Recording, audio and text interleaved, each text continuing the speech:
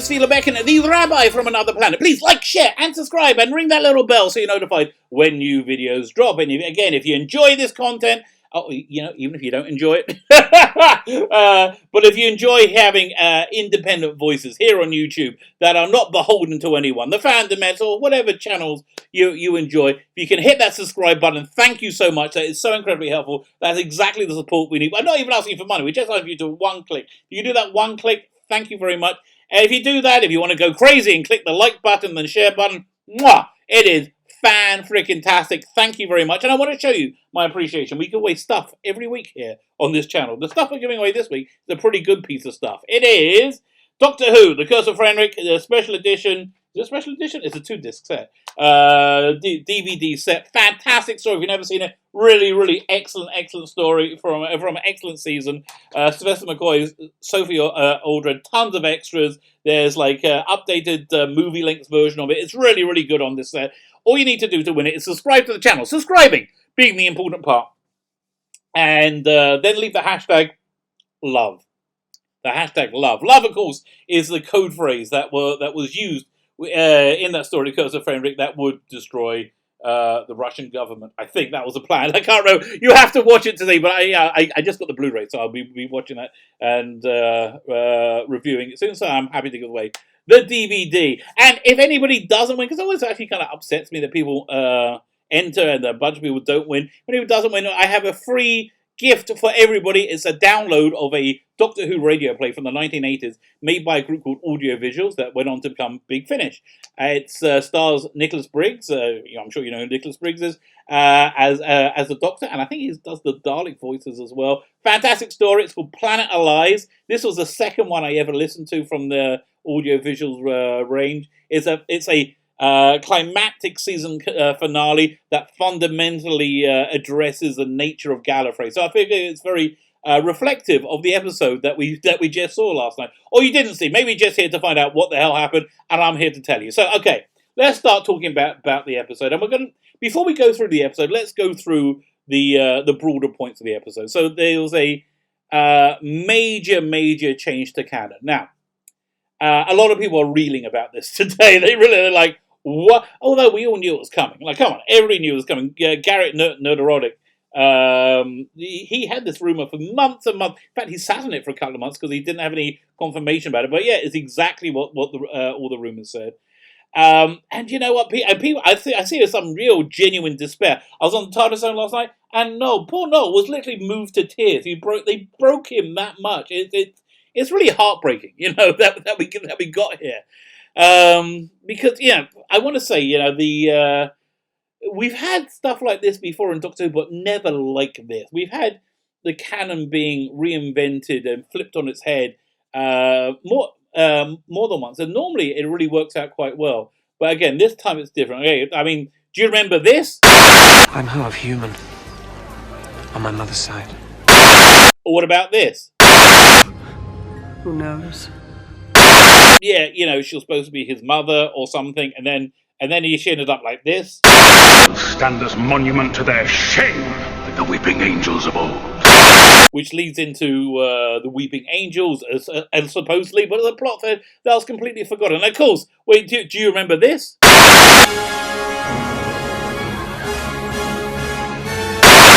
Right, they were the new Daleks, right? They were the new Daleks. They were going to replace the old Daleks, and what happened was they were forgotten. I'm going to say, I think this this entire era is going to be forgotten when they move on to the next production team. I think it's going to be retconned out of existence because I think the fandom just doesn't want it. Bottom line, the fandom just doesn't want it, and like that was the feeling I got from monitoring social media last night. I saw. Normally it's kind of split between 50-50. Most people are like, it's okay, I'm glad Doctor Who's on. And you got, I think, about 20 to 30% people like me hate it with every fibre of their being. And then you got like, again, this is through my own biases and prejudice, but I think they got like 5 to 10% of people who like love it. And I think they love it not because of anything other than Jodie Whittaker is a woman. So, we have had canon added to and changed quite dramatically, before. Like when the Deadly Assassin came on, it completely reinvented what we thought we knew about Gallifrey and reinterpreted it. I think, honestly, for the better. But fandom was apoplectic at the time. They were very, very upset. And we had the Seventh Doctor being more than just a Time Lord, which eventually played out in the Virgin New Adventures when they ended up with that series with Lungbarrow, which had a completely alternate origin story for the Doctor. Although that whole Virgin New Adventures era, I think, has been shunted off into a pocket universe now, which is what I think is going to happen to the Jodie era because of this. And also just because it's so really, really unpopular. Again, I'm just unscientifically monitoring Facebook last night, monitoring Twitter. And again, like everything, it's filtered through my prejudices. But you know what? I don't think I'm wrong. Bottom line, I don't think I'm wrong at all. So what makes this so different is because this was not done to tell a good story or to take us in new directions. This was political weaponization, making Doctor Who into again, my opinion only, but making Doctor Who into a platform for propaganda. And so, let's talk about what that propaganda is. That propaganda is that men and women are entirely interchangeable. There is no difference between men and women, which is simply preposterous to anybody who's ever been married or has children, has male and female children. Now, obviously, I'm not saying one is superior to the other, because I'm not crazy! And you would have to be insane to say, oh no, men are superior, women are superior. You would have to be insane. Men and women have differing strengths and weaknesses. In general, this is not a broad, a totalitarian, totality. This is not a this is not a totality. And we're talking in the generalization. Men and women are different. They have differing strengths and differing weaknesses, which complement each other. I am of the opinion the best way to create good human beings that will give to society and will be a benefit to the society is for there to be a mother and father, raise them and care about them. Have them together, because you need that masculine and feminine energy to create a whole person. That's just what you need to do. Look, I am no expert. I have 4 kids. I think I've got 4 pretty darn incredible kids. I'm really, really proud of all of them about where they're going in life. That quote from William Hartnell as when he leaves Susan, when he makes a stay on Earth, says, "Just go forward in your beliefs and prove to me that I am correct in mine." That is so true of my kids. I'm so freaking proud of them, and they got in different directions than I would have gone in their position or in life. But you know what? I'm glad they are great, functioning, independent people, and I think that's probably one of the most important things we can do as human beings on this world. So I feel it's so incredibly evil to say have this insane agenda to say that men and women are androgynous, are exactly the same, they're interchangeable, which is something they don't even believe, because the function, in my opinion, the function of all this incredible retconning and changing canon and adding to it is to dilute the white maleness of the character, to turn the show from, which was essentially a reasonably masculine show, had a masculinely, to be a completely feminine show. And this is not the first time we've seen this, is it? And the reason they do it, because they live in this insanity that they feel that women have been oppressed and abused in Western society, which is nonsense, utter nonsense. I can't think of a more privileged group of people in the history of our species than white, college-educated women in the Western world. They are the most privileged group, in my opinion, that have ever walked the face of the earth. Far more privileged than kings and queens, and who had the power of life and death. So it's that, I just think, intrinsically evil idea that they're using Doctor Who as a platform to force this insane propaganda. And the reason they take popular shows, they take popular iconic shows to force this message in, because nobody really wants to hear it.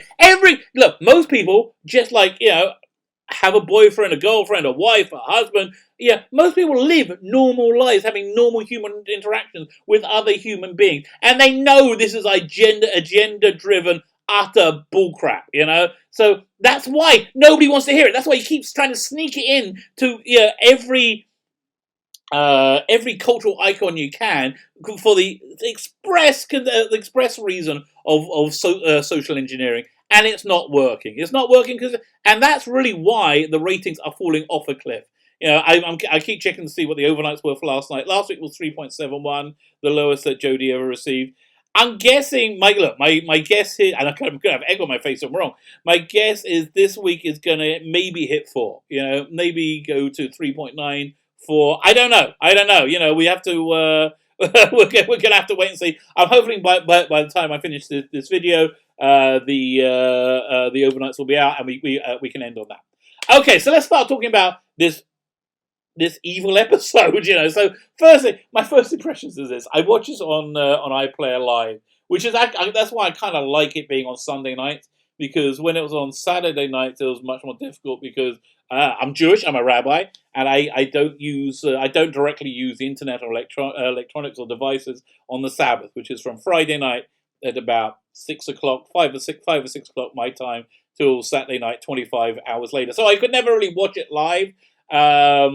Although with the time difference in Israel, sometimes I was able to catch it. But it's much easier to watch it live on Sunday. So it's really weird seeing it in the context of the rest of British television.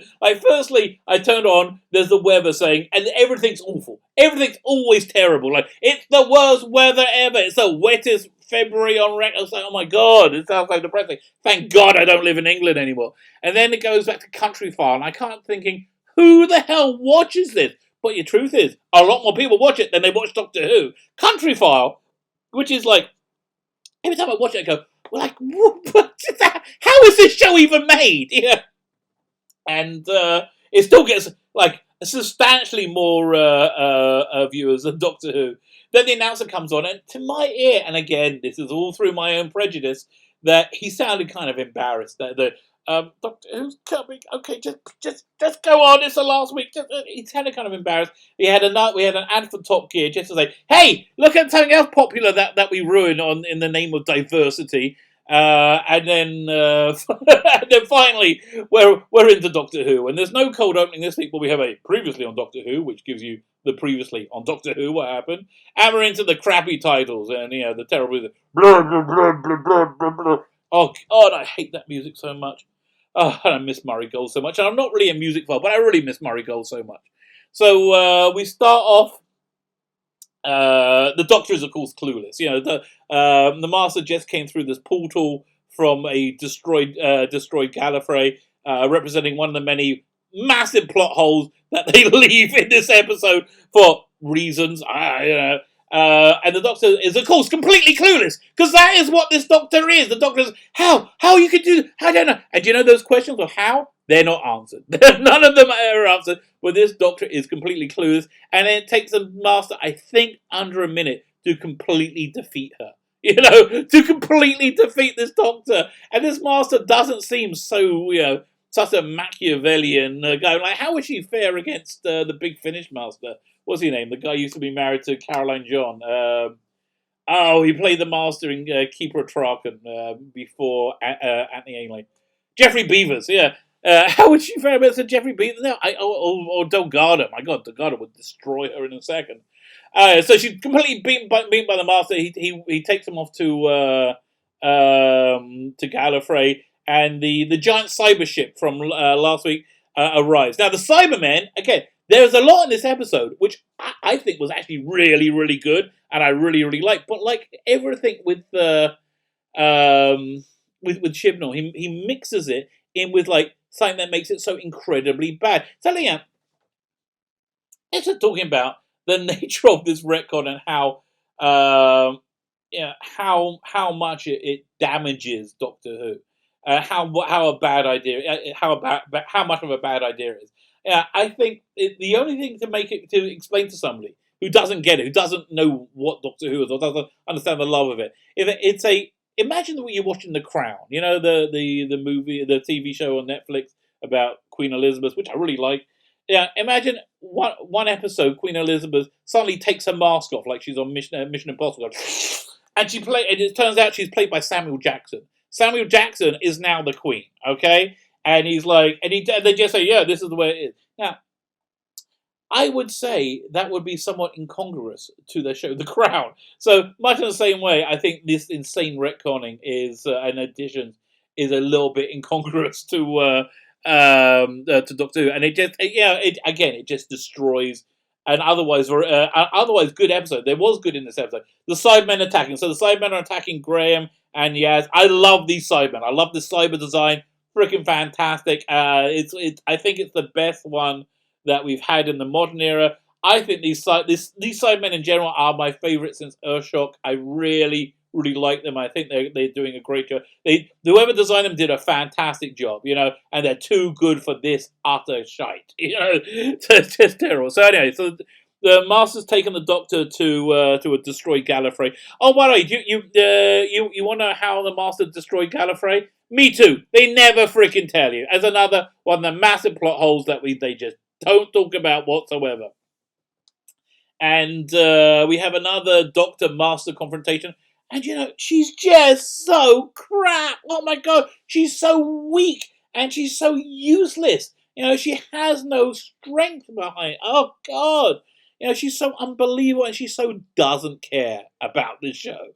She just doesn't care about it at all. She likes that she's scoring. She likes that it's been politically weaponized. That's what she likes, and she likes that she's a tool for smashing the patriarchy in her utter insanity. Fine. So where are we up to? I'm just trying to find my notes. Fine. So we gave the the other good thing is. I'll get them in a second. So then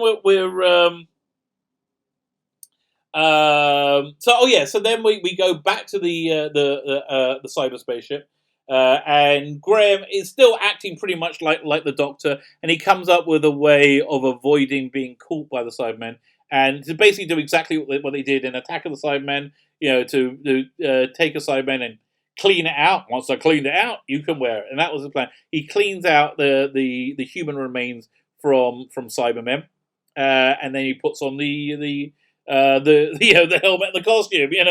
And that's how they managed to avoid it. So it's a little bit Attack of the Cybermen. It's a little bit Walking Dead. The other good thing about this is the Master. I really like this Session to One Master. It's just, although I have to tell you, he seems a little bit too bonkers for me. I think, to me, he seems a bit too comedic. I think he would have been better as a meddling monk than the Master, but fine, that's just like a fanish quibble.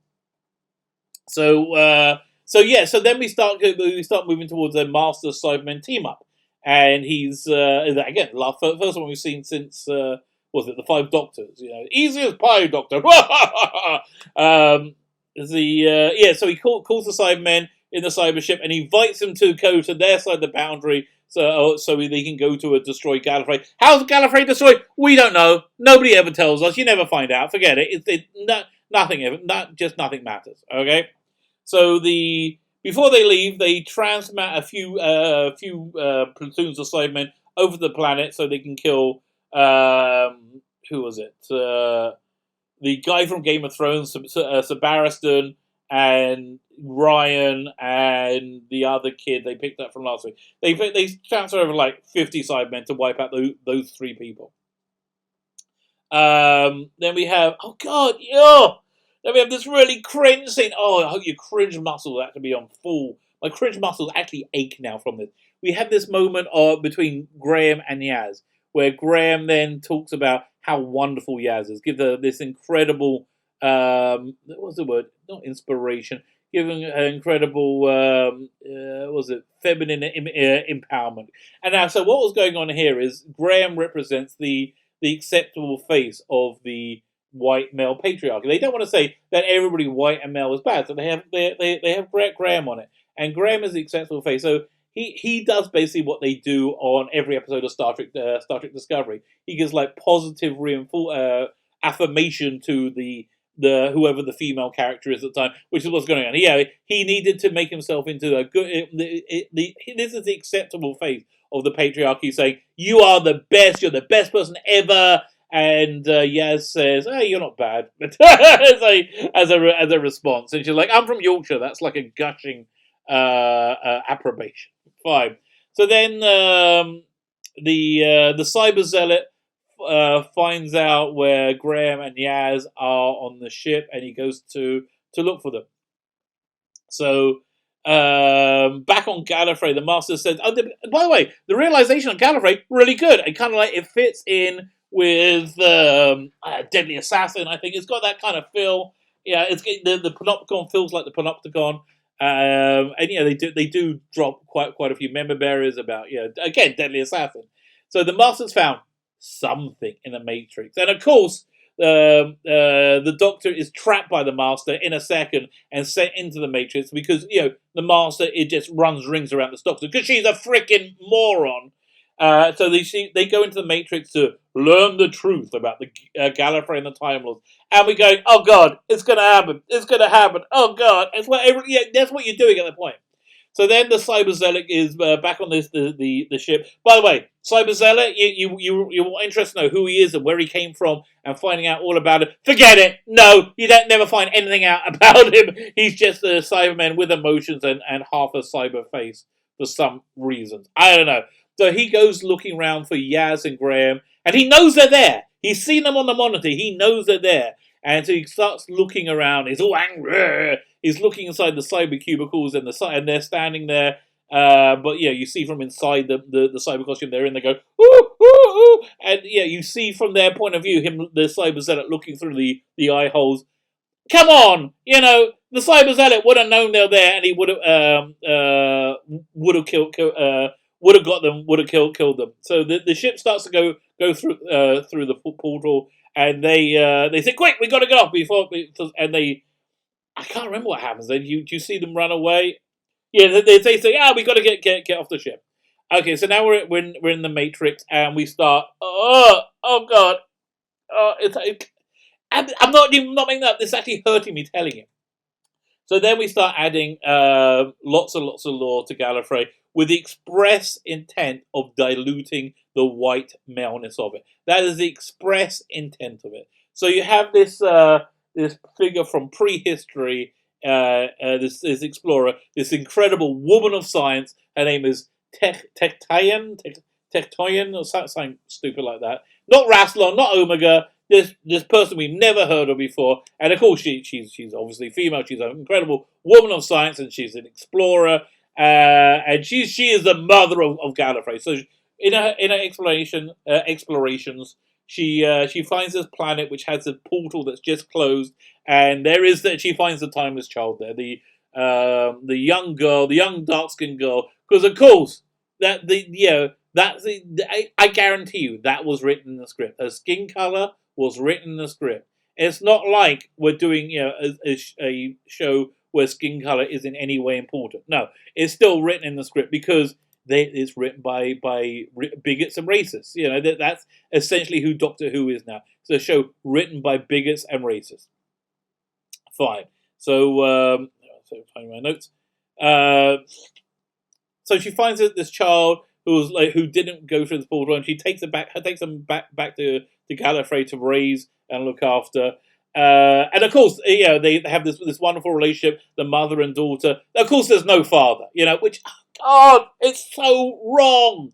It's so wrong. This idea that somehow men or women are not needed. It's so wrong and so evil. I just hate it. I hate it with and it's done by people who are idiots, absolute idiots.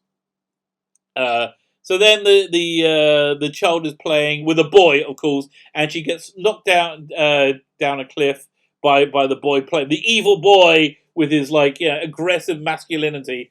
So she falls down this cliff, looks like the same cliff as in Broadchurch, and then she regenerates. She's the first person ever to regenerate. That's that's who this child is. This child has this power of regeneration which has never been seen before on Gallifrey. So then we cut back to the Cybermen arriving on Gallifrey, meeting up the Doctor, and then we cut back to the planet on the other side of the portal where you got Ryan and the Game of Thrones guys, Sir Barristan fighting off Cybermen, and it's all that whole thing is total and complete filler. It really adds nothing at all. It just was to give something for Ryan to do. It really is. And a little bit later for Graham and Yaz to do. So then we got the Master meeting with the Cyber Zealot, and the Cyber Zealot says, my plan is now we're going to get rid of organic matter within Cybermen. Okay, so I'm like, but that makes them robots? That's kind of boring.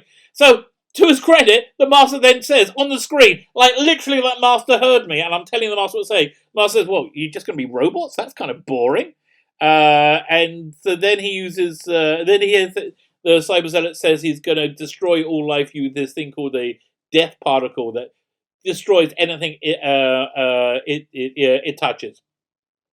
Fine. So then we're back in the Matrix, and so the mother, the Tectuan, then in a very motherly way starts experimenting on the timeless child and forcing regeneration over and over again, which kind of is torture, murder, I would think. That's kind of what I think it is. It seems pretty bad, and of course all these regenerations are either female or Asian or again, dilute the white maleness. That is the goal. That is what they're trying to do. And until eventually she cracks the code for regeneration, and that's where regeneration came from for all the time. Not from Rassilon, not from Omega, but from this unknown person, Tectuan. Not from the other. That's the other Time Lord law that has just been thrown away because of this. The original Time Lord law, this was in the 7th Doctor time, the Cartmel Master Plan, was that there were 3 entities that created Time Lord Society. Omega, Rassilon, and the other. The other just vanished completely, and the Time Lords, how they're made up through these things called looms, and each house has their own loom, and so the other threw himself into the source code of all the looms, to be born at some point in the future, and it's heavily intimated that the Doctor is the regeneration of the other. That was what the whole lung barrow came from. It's a great book, by the way. If you could, I think you can get it for free online. You can you used to be able to, but it's a fantastic book. I really wish Big Finish would do an adaptation of that one. Anyway.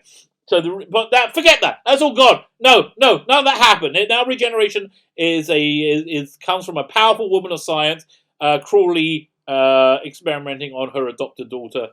Fine. So Jodie Whittaker actually does a bit of acting in this. That wasn't bad. I was quite surprised. So she says, "What happened to the child? What happened to the child?" And I'm getting angrier and angrier because I know it's coming. I feel like that bit in Indiana Jones, in the first one, where he's trying to get out and he's running through everything, and then he turns around and a big boulder's coming to him. And if I'm Indiana Jones, I'm getting splattered by the boulder. I'm not. That's not. I'm not Harrison Ford or Harrison Ford's stunt double. So yeah, I'm just thinking. I know it's coming, and then boom, they say, "Oh, wait a minute." There's been lots and lots of Doctors that happened way before Hartnell. The Roof Doctor being one of them. Okay, so we're like, what? Who? What? Where? So then we're back. We're back on the planet. Yeah, we go back to the planet, and Ryan earlier has thrown this big beach ball bomb over to a squad of Cybermen and blew them all up. While another squad of Cybermen came in, so they're finally caught by the Cybermen. They're about to be killed. The kid from is about to be killed. They're running to save him, and you hear gunfire go off, and you see the Cybermen dead. And then it turns out this was actually Yaz and Graham and the other of the last humans in their Cybermen disguise had saved them. Okay, fine. So that's basically where we are with that. Back on the cyber ship, the Master kills the Cyber Zealot using his the tissue compress and eliminate. And there was such an opportunity to make actually a pretty good toy, but no, they just made this like crappy little miniature. So then we get to this interesting thing. Oh yeah. So that releases the Siberium from the Cyber Zealot, which then the Master wants them to come into him. But then we get this really disturbing bit that the Master is suicidal, and he wanted the death particle that the Cyber Zealot has in him to be released by him being killed. And he's like, "Oh, it didn't kill me. I feel pretty bad." So back in the Matrix, we have another Master, a projection of the Master in the Matrix with Whitaker. This episode is one of her best episodes because she's not in it much and she's kind of like in a coma for most of the time. So it's it works, so it works better than most times. So so then the Master goes back and reiterates all those unknown counted billions of regenerations before Hartnell. He says that she is the timeless child. The Doctor was always female. This aberration where we had William Hartnell, Patrick Troughton, John Pertwee, Tom Baker, Peter Davison, Sylvester McCoy, Colin Baker, Paul McGann, Chris Eccleston, John Hurt, David Tennant, Matt Smith, and Peter Capaldi. They're probably the only white males that have ever been the Doctor. Everybody else, so they've really diluted it down to make it not so white male, so it's less problematic. So that's what's going on. So then Jodie again does a bit of acting. "Show me the rest!" she screams, and so then we see there's this thing called the Division, which is similar to the Celestial Intervention Agency. And there's a whole area of the Matrix that they deleted and covered up. There's a lot of space in the Matrix, which is probably the Doctor's life. So then we go back to Brendan. Remember Brendan from last week? And we're like, what the hell is this? Brendan was in that episode, so people would think it's called The Midwife. That's the only reason Brendan was in that episode, to fool the viewing public into staying around a bit longer. One second, I'm sorry to interrupt, but the overnights came out, and they're not good. They're not good at all. It is the second lowest of the season. They had a 70,000. Just a 70,000 bump. Oh my god. So it's lower. Okay, the first time the rating, the consolidated ratings became the lowest, which was episode 7, which was "Can You Hear Me?" I think.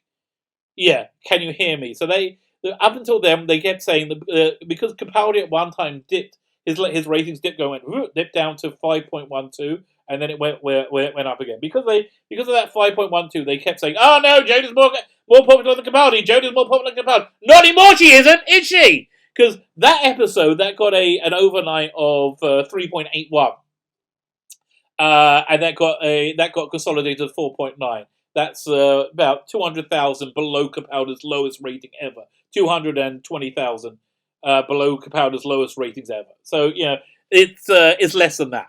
And so the ratings have fallen off a cliff. Good. I'm glad. I'm really freaking glad. Fine. Let's carry on. Where were we up to? Right. Yeah. There's a thing called the Division, which is essentially exactly the same as the CIA. That Gallifrey has a non-intervention policy, but you had this group, this shadowy group called the Division that meddled that the Roof Doctor was working for, and they erased a lot of stuff in the Matrix. Oh yeah, so the Brendan Doctor. The Brendan Doctor was there to confuse people into thinking they're watching Call the Midwife. Okay then. But what was really going on with the Brendan? Brendan was, and I don't know if this happened in the Matrix or in a reality, because they don't explain it because they're written by bloody morons.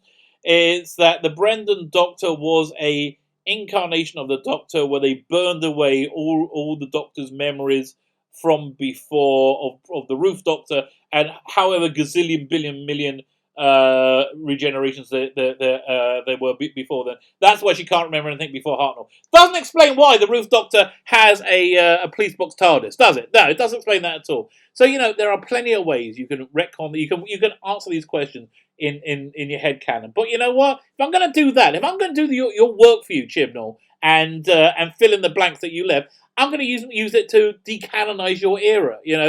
Again, I thought of ways why it could make sense. I don't give a crap. It's your job to tell me. So yeah, and if I'm expending mental energy, I'm saying this era never happened. This era is going to be retconned out of existence. That's just where it is. Or we just got to hold on for as long as you stay on for. Hopefully, these dismal, terrible ratings will give the BBC an opportunity to seriously stop and think. I don't know if they're going to though, because the BBC, Piers Wenger is as stupid as Chibnall, but maybe we don't know what's going on behind the scenes. My feeling is that the next episode, which they trail at the end of this one, Revolution of the Daleks, has already been shot. I think that's Jodie's last episode. I've always said I think that's Jodie's last episode, and they said they're not even filming till September, October. That gives them plenty of time to bring in a new production team, and I wouldn't be surprised if HBO isn't putting pressure on them to do just that. This is not what they paid for, Maybe it is, but I don't think this is what they paid for. So, okay, so then we get back to the story. And the story actually is pretty good at this point. The master says, he's destroyed all of Gallifrey. How did he destroy Gallifrey? Who knows? We don't know. They don't tell us. But he kept all the bodies for some reason. So this is what he wants to do. He wants to create a new cyber race using the dead bodies of Cybermen. So dead bodies of the Time Lords. So wait, no. The Cybermen need living bodies to convert into Cybermen, not dead bodies, not necrotic flesh. That seems crazy. So, whatever. The idea is to make a super hybrid Time Lord Cyberman, which has the power of regeneration. So, that would have been a pretty good cliffhanger to end it on, and I kind of wish they did. But no, it keeps going, and it gets worse. So then we have all the rest of the humans back on the planet. So it's Yaz, Graham, Ryan. They met up again. The Sabaris and Selmy and the two other people. So there's 6 of them, I think. From the 7 last humans, because of the Doctor's intervention, there's 2 left. Okay, they go through the portal to Gallifrey. And then Yaz tries to be inspirational, give an inspirational speech for them. Said, and saying, we gotta save the Doctor, just like she saved us over and over again. When? I watched every freaking episode. All I've ever seen this Doctor do is screw up royally and not know what's going on. I haven't seen her save anyone. You remember that one time they found an ancient Dalek in 3 pieces across the planet Earth? She didn't deal with it. She took a bunch of there was I don't know, 5-10 people in the TARDIS and a microwave. That's what they need to do to get rid of that dog. She hasn't saved bloody anyone. Can you think of anyone she saved? She's virtue signaled a lot, but she hasn't saved anyone. So then, in the Matrix, the Doctor is visited by the Roof Doctor. The Roof Doctor is one of the few areas that haven't been completely blanked out. And she said, yes, she's pretty Hartnell. And there's a nice girl power. I say nice. There is not a nice girl power moment. There's a girl power moment with between the Roof Doctor and Jodie, and just Jodie's Doctor is so freaking useless. Oh, she doesn't know what to do, and then she's back to monologuing again and talking to herself, and she's just look. It's not her strength. It is not her strength at all to monologue. She's not good at it. Again. I go back to season 26, which I just got on Blu-ray. Yeah, let me show it off. I was so happy that arrived. Got lost in the mail, finally showed up. Season 26 just arrived on Blu-ray. And, with that season, they worked out what the BBC was good at and what they weren't good at. That's why season 26 we got a show like Ghostlight, which had an old Victorian house, because they know the BBC can make Victorian houses look pretty good. They also knew the BBC couldn't make spaceships look very good. The first time I saw a spaceship on the BBC that looked really believable and quite impressive would be the Christmas special, my favourite Christmas special, A Christmas Carol. Yeah, that spaceship with that Rory and what's it called again? Rory and Amy. Oh God, I can't remember. See, it's addling my brain that Rory and Amy was on. So then, oh God, it gets so stupid. Every time I think I forgot this. I'll get to my notes. I go, oh my God, that's so incredibly stupid. So she's back to monologuing again, and she works out that she can blow out the Matrix by using her super duper mind with all her memories. So, okay, excuse me. The Matrix is a repository of every Time Lord's complete life span and memories. So, okay, so how many? So it's like millions of millions of regenerations of Time Lords, millions and millions and millions of regenerations.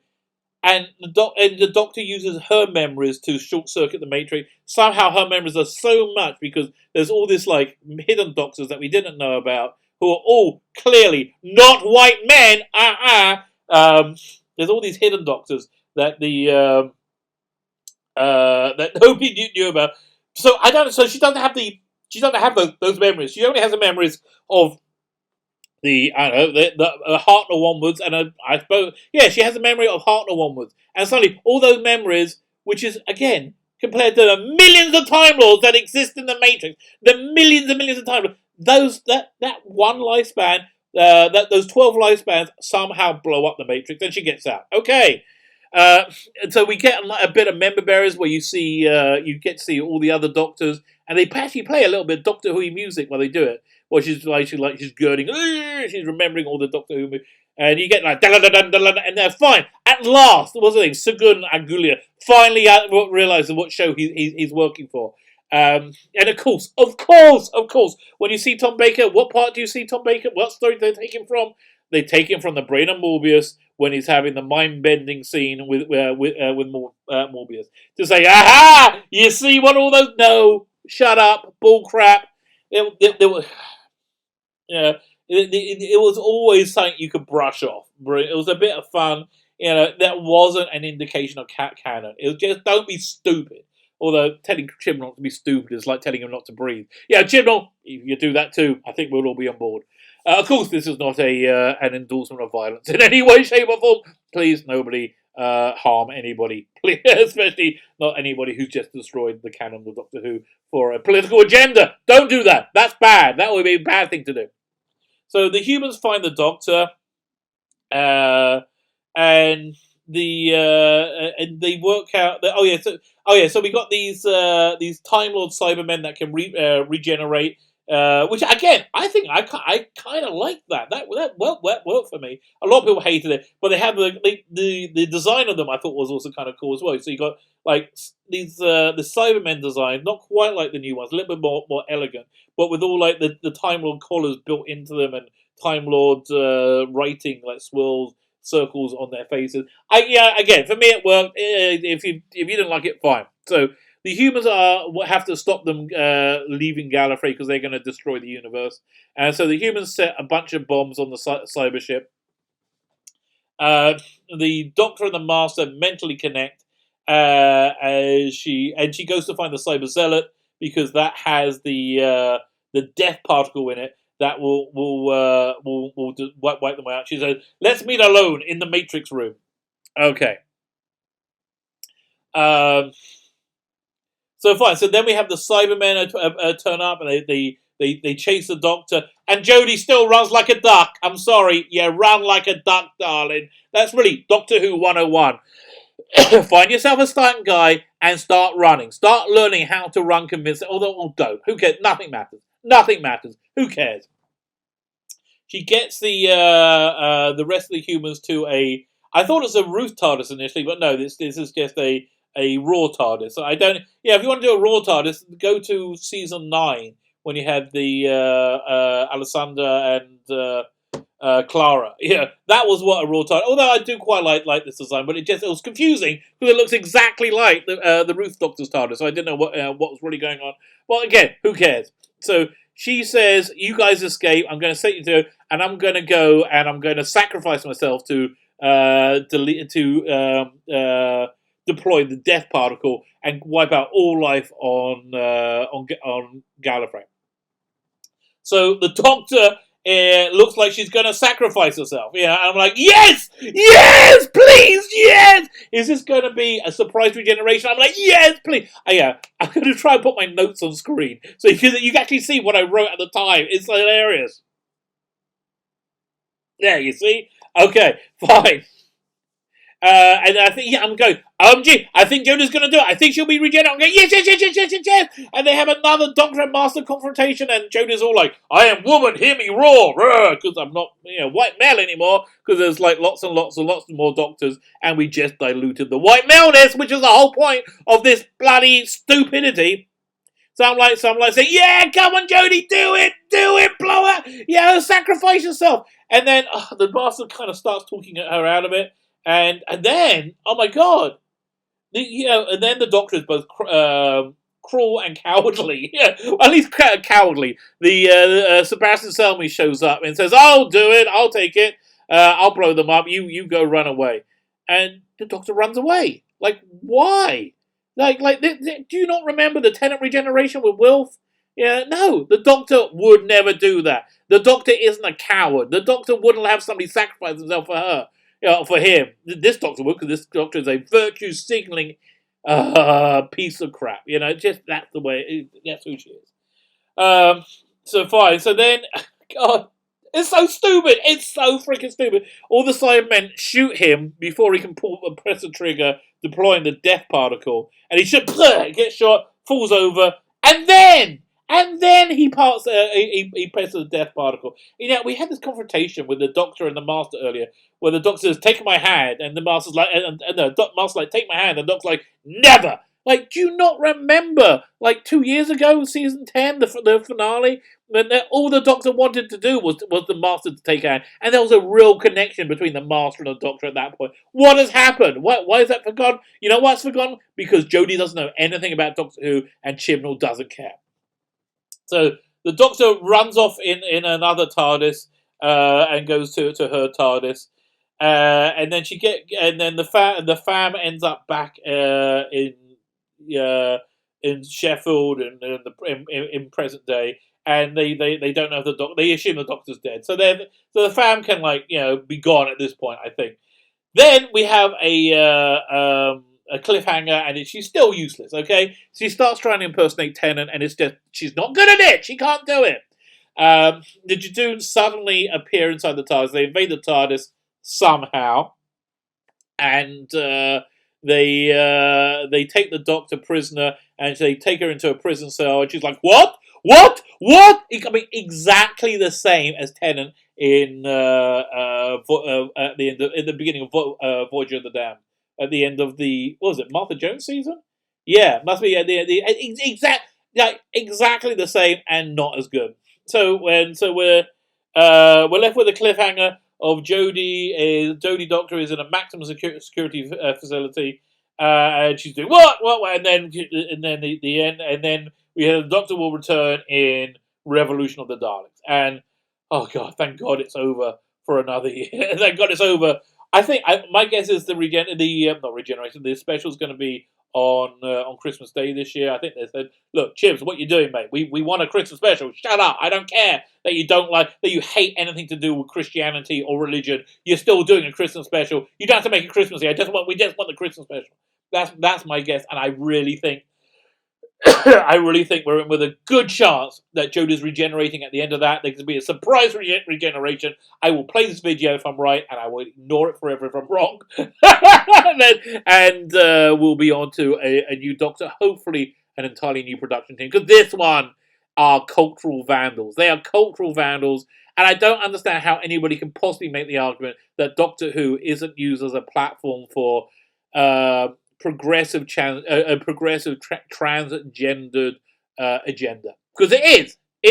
I'm sorry. There's no way you can hide the agenda anymore. That, and again, the people, the fans who love it, they love it because of the agenda. They don't love it because it's like they just don't. And I know I've seen the fan reaction online has not been good. I'm very happy about it. The overnight's terrible. 3.78. That is the second lowest oh my God, for a season finale. It's the second lowest overnight of the season. For a season finale. The trajectory for this season and for the rating has been constantly down. The trajectory for this era has been constantly down.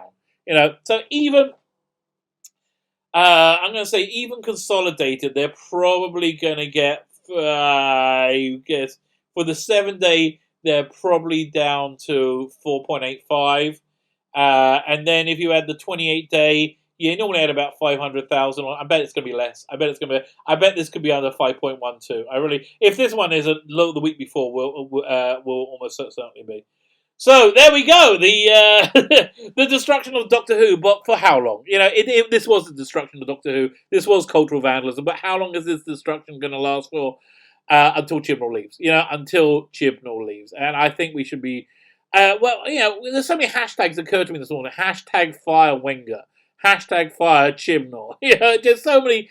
Hashtag defund the BBC. That is something that will make them crap themselves. Hashtag defund the BBC. I hope the Fandom Menace takes some of these on, and I hope we see change. I just hope we see it. But the good news is, I don't have to see this awful Doctor Who again until the earliest Christmas. Although, one can only hope. My name is Sheila Beck, and the Rabbi from Another Planet. Please like, share, and subscribe. Please hit that subscribe button. Thank you very much. It's so important we have independent voices nowadays, because they're going to try and squash anybody who doesn't wave a flag for this. Well, it's going to be pretty hard, because most people are really upset. So hit the subscribe button. Thank you very much. Hit the like button, the share button, and have yourself somehow. I say happiness is an internal choice. It's very hard to be happy when something you love is being torn apart. Again, to put forward an evil progressive agenda. But even so, have yourself a fantastic day.